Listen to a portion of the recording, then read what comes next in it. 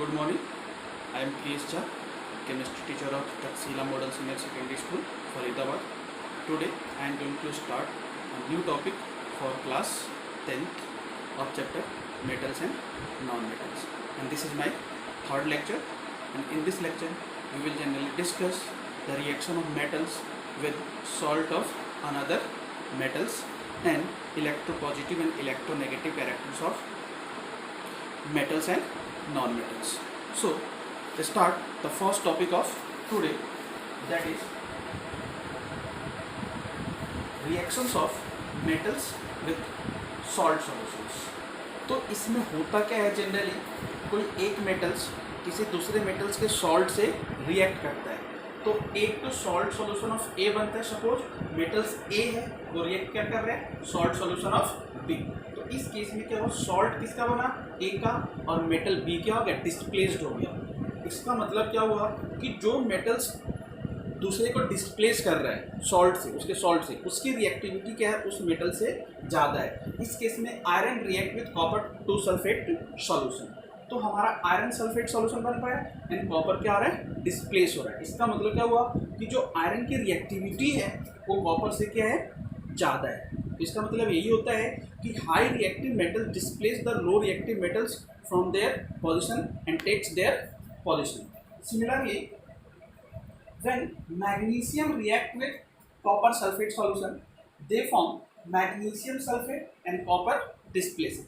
इस रिएक्शन में क्या हो रहा है, मेनली मैग्नीशियम किसको डिस्प्लेस कर रहा है, कॉपर को। इसका मतलब क्या हुआ कि जो कॉपर की रिएक्टिविटी है मैग्नीशियम से क्या है, लो है, एंड मैग्नीशियम की रिएक्टिविटी क्या है, कॉपर से ज़्यादा है। तो हमारा सॉल्यूशन देन क्या हुआ, when magnesium react with copper sulphate solution they form magnesium sulphate and copper क्या हो रहा है, डिस्प्लेस हो रहा है।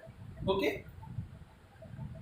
Next reactions of alkali metals, reaction with air, water and reaction with acids.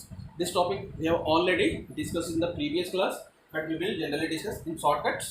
Mainly क्या होता है, potassium and sodium vibrationally react करता है किससे, एयर से, एंड जो पोटेशियम एंड सोडियम होते हैं कोल्ड वाटर से भी रिएक्शन करते हैं और क्या जनरेट करता है, हाइड्रोजन गैस इवॉल्व करता है, और उसके क्या होते हैं, हाइड्रो ऑक्साइड्स बनते हैं जो कि बेसिकली नेचर्स होते हैं। उसके साथ साथ क्या होता है, जब ये एसिड से रिएक्शन करता है तो सॉल्ट बनता है और हाइड्रोजन गैस क्या होता है, रिलीज होता है। वैसे ही calcium, magnesium, aluminium, zinc and iron burn तो करता है बट उतना ज़्यादा वाइब्रेशन नहीं होती है, एंड इसकी वाइब्रेशन क्या होता है, टॉप टू बॉटम क्या होता है, डिक्रीज करता है। एंड ये जो calcium, magnesium, aluminium and zinc cold water से रिएक्शन नहीं करता है, ये जनरली किससे रिएक्शन करता है, स्टीम से रिएक्शन करता है, और हाइड्रोजन गैस क्या होता है, रिलीज करता है।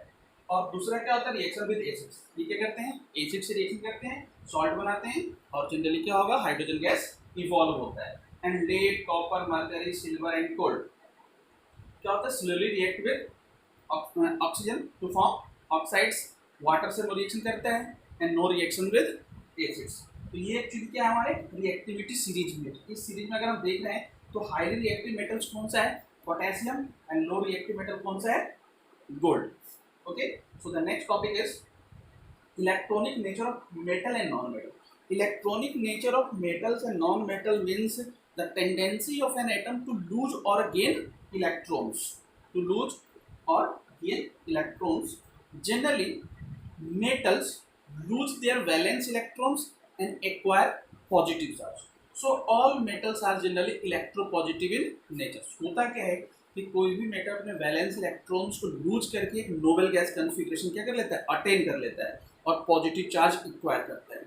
जितना इलेक्ट्रॉन्स लूज करेगा उतना ही पॉजिटिव चार्ज क्या होगा, एक्वायर होगा। In case of aluminium it's electronic configuration 283, तो जब ये 3 इलेक्ट्रॉन्स लूज कर देगा तो 3 पॉजिटिव हो जाएगा। अब ये क्या होगा, नोबेल गैस कॉन्फ़िगरेशन अटेन कर लिया, तो इसके आउटर मोस्ट में 3 इलेक्ट्रॉन्स लूज करने के बाद कितने हो गए, 8 हो गए। सिमिलरली सोडियम 281, तो कितना इलेक्ट्रॉन्स लूज करेगा, 1, and they acquire 1 positive charge. And magnesium it's electronic configuration 282, तो ये कितना इलेक्ट्रॉन्स लूज करेगा, 2, and they acquire 2 positive charge. Similarly non metals generally gain electrons and acquire negative charge, and it is generally known as electronegative characters। अब होता क्या है कि protein का इलेक्ट्रॉनिक कॉन्फ़िगरेशन 7 होता है। तो अब ये 7 इलेक्ट्रॉन तो लूज नहीं कर सकता, बट एक इलेक्ट्रॉन्स गेन कर सकता है to acquire a noble gas configuration. तो एक इलेक्ट्रॉन्स गेन करने के कारण ये स्टेबल हो जा रहा है। तो कितने चार्ज हुए? -1। सिमिलरली सल्फर 286, तो इसकी कितनी रिक्वायरमेंट है? 2, तो इसके कितने चार्ज हो जाएंगे? 2। सिमिलरली फास्फोरस 285, तो 5 लूज नहीं कर सकता बट 3 गेन कर सकता है, and after 3 gain they acquire negative charge. तो ये जनरली क्या होता है, metals and non metal their electronic configuration and tendency to lose and gain electron. Generally metals क्या करता है? इलेक्ट्रॉन्स लूज करता है, एंड नॉन मेटल जनरली क्या करता है? इलेक्ट्रॉन्स गेन करता है। और इस केस में क्या होता है, चार्ज अपेयर होते हैं पॉजिटिव एंड नेगेटिव। अगर लूज करेगा पॉजिटिव, गेन करेगा negative. Okay, so this is the last topic, and next class we will discuss a new topic, and for today, thank you.